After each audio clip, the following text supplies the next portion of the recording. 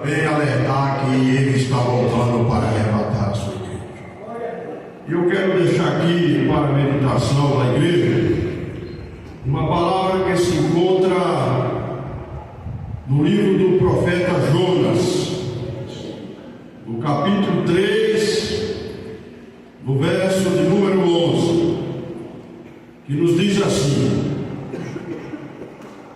e não é de eu ter compaixão da grande cidade de Nínive, em que estão mais de 120.000 pessoas que não sabem decidir entre a sua mão direita e a sua mão esquerda, e também muitos animais. Irmãos, a cidade de Nínive era a capital da Síria.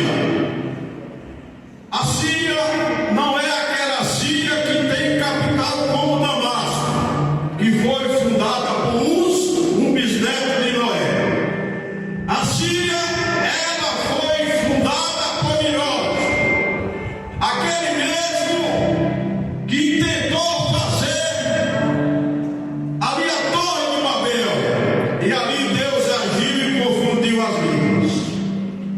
Irmão,